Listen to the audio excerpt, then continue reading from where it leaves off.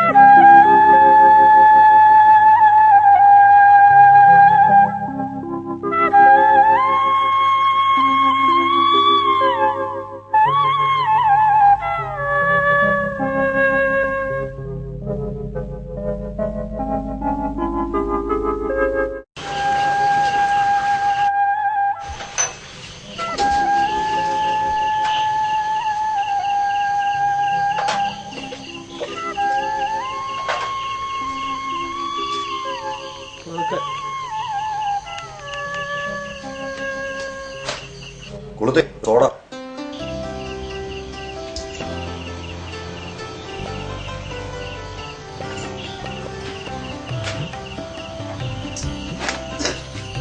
അങ്ങനെ ഞങ്ങളുടെ മോദി ഓതായിൽ ഇറങ്ങിക്കഴിഞ്ഞു. ഇനി നിങ്ങൾ നോക്കിക്കോണം, BJP പീഡിച്ചാൽ കിട്ടത്തില്ല. ഭാരതം മുഴുവൻ ഞങ്ങൾ കാവ്യ പതപ്പിക്കും. കണ്ടോണം. ആഹാ കൊടുത്തേ. ഈ ജാത്യാറുള്ള വിവരക്കേടിന് ഇത്രയും മരുന്ന് കഴിച്ചിട്ട് നിനക്ക് ഒരു കുറവും ഇല്ലല്ലോ ഇവിടെ. അകത്തെ പുകഞ്ഞോണ്ടിരിക്കുക. അദ്വാനിയും ജോഷിയും സുഷമയൊക്കെ അടക്കി പിടിച്ചു നിൽക്കുക. ഒത്തുകിട്ടി വരട്ടെ അവര് മണിയും. അത് ഉറപ്പാ. കഴിഞ്ഞ തവണ കിട്ടിയത് തന്നെ ഇത്തവണ കണ്ടറിയാം. എന്റെ ചില്ലറേ, അധികാരമെങ്ങാനും അധികാരത്തിൽ വന്നാലേ ഈ രാഷ്ട്രത്തിന്റെ മതേതര മുഖം ഉണ്ടല്ലോ, അത് കരിഞ്ഞു പോകത്തില്ലേ? ഇവിടുത്തെ മുസ്ലിമിനും സിഖിനും പാഴ്സിക്കും ക്രിസ്ത്യാനിക്കുവേയും മനസ്സമാനത്തിൽ ഉറങ്ങാൻ പറ്റുമോ? ഈ 47 വിഭജനകാലത്തുണ്ടായ മുറിപ്പാട് ഇപ്പോഴും ഉണങ്ങിയിട്ടില്ല. പിന്നെ നാണമില്ലല്ലോ ലീഡറെ ഈ നട്ടാ കുരുക്കാത്ത പിന്നെയും പിന്നെയും പറഞ്ഞോണ്ട് നടക്കാൻ. മതന്യൂനപക്ഷങ്ങള് ഇന്ത്യൻ ദേശീയതയുടെ പൊക്കിൽ കൊടിയാ. അത് നിങ്ങളെക്കാൾ കൂടുതൽ ഞങ്ങൾക്ക് നന്നായിട്ടറിയാം. അല്ലെ തന്നെ 99 അധികാരത്തിലെത്തിയ BJPയുടെ വാജ്പേയി ഗവൺമെന്റ് കണ്ണിലെ കൃഷ്ണമണി പോലല്ലയോ ന്യൂനപക്ഷങ്ങളെ സംരക്ഷിച്ചത്? BJP ഭരിക്കുന്ന സംസ്ഥാനങ്ങളിൽ പോയി ഒന്ന് നോക്ക്. അവിടുത്തെ ന്യൂനപക്ഷങ്ങള് എന്നും സുരക്ഷിതരാണ്. മറ്റെവിടത്തേക്കാൾ ഇത് ചുമ്മാതെ പണ്ട് പഠിച്ചത് ഏതാണ്ട് ഇങ്ങനെ പാടിക്കൊണ്ട് നടക്കുന്നല്ലാതെ. കൊടുത്തേ ഒരു വിത്തൗട്ട് ചായ തന്നെ. ഈ കണ്ണടച്ചിരുട്ടാക്കല്ലേ ഖദറേ. എന്തോന്ന്? അല്ല, ഈ BJPയുടെ ഏറ്റവും വലിയ ആയുധം എന്തോ ഈ ജാതിക്കാരനാ. രാമക്ഷേത്രം ഇപ്പൊ പണ്ടത്തെ പോലെ ക്ലച്ച് പിടിക്കുന്നില്ല. അതിനാ മുസഫർ നഗറിൽ കുഴപ്പമുണ്ടാക്കി ഹിന്ദുത്വ വോട്ടുകൾ ഉറപ്പിക്കുന്നതിനുള്ള കളി കളിക്കുന്നത്. അല്ലേ തന്നെ ഗുജറാത്തിലെ കൂട്ടക്കൊലയുടെ പാപക്കറ അത്ര പെട്ടെന്ന് കഴുകിക്കളയാൻ പറ്റുമോ? നരാധപന്മാര് ചുറ്റും കുരുതിക്കളം തീർത്തപ്പോ ജീവന് വേണ്ടി യാചിക്കുന്ന അൻസാരിയുടെ മുഖം ഇപ്പോഴും നമ്മളെ വേട്ടയാടുക. അതിനിടെ ഒരു വ്യാജ ഏറ്റുമുട്ടലിന്റെ കഥ പടച്ചുണ്ടാക്കി എത്ര നിരപരാധികളെയാ ഒന്നൊടുക്കിയത്. എന്റെ മാഷെ, നിങ്ങൾ ഈ രാജ്യത്തെങ്ങ് വലിയ ജീവിക്കുന്നത്. ഗുജറാത്ത് കലാപം അന്വേഷിക്കുന്ന സുപ്രീം കോടതി കമ്മീഷൻ ആ കലാപത്തില് മോഡിക്ക് പങ്കില്ലെന്ന് ക്ലീൻ ചിറ്റാ കൊടുത്തു. എന്നിട്ടും പിന്നെ അങ്ങേരെ വർഗീയവാദി എന്ന് വിളിക്കുന്നത് ശുദ്ധ നെറുകേടാ. പിന്നെ ഒരു ഭരണാധികാരി എപ്പോഴും പ്രജാക്ഷേമ തൽപരനാകണം. അതിന് ഈ മോഡിയുടെ 7 അയലത്ത് നീക്കാൻ കൊള്ളാവുന്ന ഒരുത്തനെങ്കിലും ഇന്ന് ഇന്ത്യൻ രാഷ്ട്രീയത്തിലുണ്ടോ? 10 കൊല്ലം മുമ്പ് 84 പൊതുമേഖലാ സ്ഥാപനങ്ങൾ മാത്രമുണ്ടായിരുന്ന ഗുജറാത്തിന്റെ മുഖച്ഛായ ആകെ ഉടച്ചു പാർത്തില്ലേ അദ്ദേഹം? ഇപ്പോ ആയിരക്കണക്കിന് വ്യവസായ സ്ഥാപനങ്ങൾ, അന്തർദേശീയ നിലവാരത്തിലുള്ള റോഡുകൾ, ആശുപത്രികൾ, ഗുണനിലവാരമുള്ള വിദ്യാഭ്യാസ സ്ഥാപനങ്ങൾ. ഈ ഗുജറാത്ത് മോഡൽ മുഴുവൻ ലോകം അംഗീകരിച്ചിരിക്കുക. ഈ വികസനം എന്നത് സാമ്രാജ്യത്തിന്റെ മുന്നില് ഓച്ചാനിച്ചു നിൽക്കുന്നതാവരുത്. നവലിബറൽ നയങ്ങളുടെ ആശാന ഈ മോദി. ഈ അമേരിക്കക്കാരന്റെ മുൻപില് നടുവും വളച്ച് അവന്റെ സാധനങ്ങളൊക്കെ ഇറക്കി പുറംമൂടി കാണിക്കുന്നതാണോ വികസനം? സായിപ്പിന്റെ കക്ഷത്തിന്റെ ഇടയിൽ തലവെച്ചു കൊടുക്കുന്ന പിന്തിരിപ്പൻ മൻമോഹൻ സിംഗിന്റെ വികസനത്തിന്റെ തുടർച്ചയാ ഈ മോദിയും മാതൃക. അതിന് അമേരിക്കയും മോദിയും തമ്മില് പണ്ട് മുതലേ ഉടക്ക. അമേരിക്ക കയറാൻ മോദിക്ക് വിസ പോലും അവർ കൊടുക്കത്തില്ല. പിന്നെ അതിയാൻ അമേരിക്കയുടെ ആളാണെന്ന് പറഞ്ഞാല് പൊതുജനം മുഖത്ത് ടാട്ടും.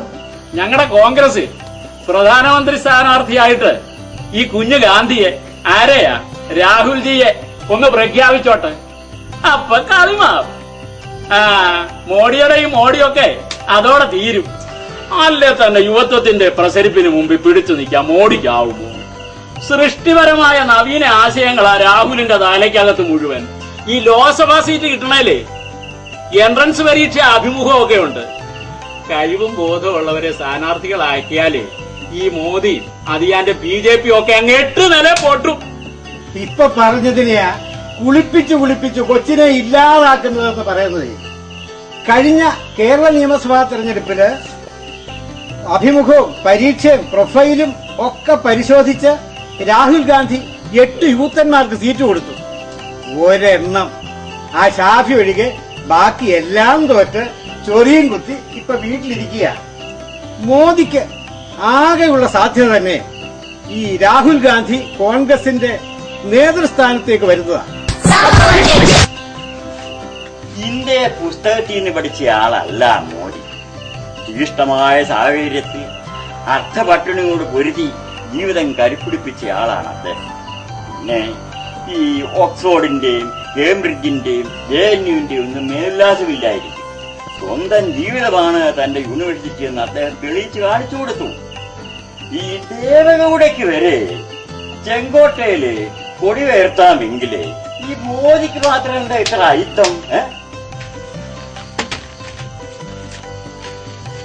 ഇടതുപക്ഷവും വലതുപക്ഷവും ഒക്കെ പിന്നോക്കക്ഷേമത്തിന് വേണ്ടി അങ്ങ് നിലകൊള്ളുന്നെന്നാ പറയുന്നത്.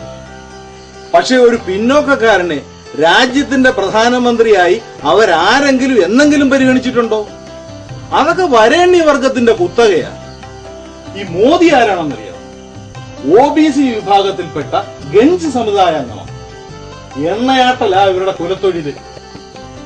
പിന്നോക്ക പ്രേമം പറച്ചില് മാത്രം പോരാ, പ്രവൃത്തിയിലും കാണണം. പക്ഷെ അതിനായി രാജ്യത്തെ കുട്ടിച്ചോറാക്കാൻ നമ്മൾ കൂട്ടിലെടുക്കണോ? ലോകത്തെ ഏറ്റവും വലിയ മതേതര ജനാധിപത്യ സമുദായം നിലനിൽക്കണമെങ്കിൽ ചിലതിനെ തള്ളിയേ പറ്റൂ.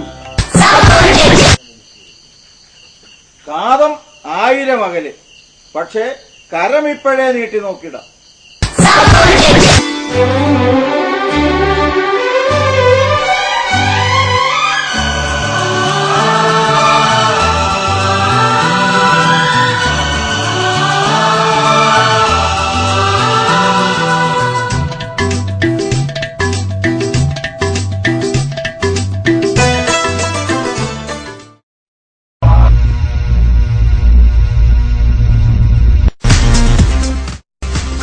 This program is brought to you by Pranav Movies, the ultimate digital experience.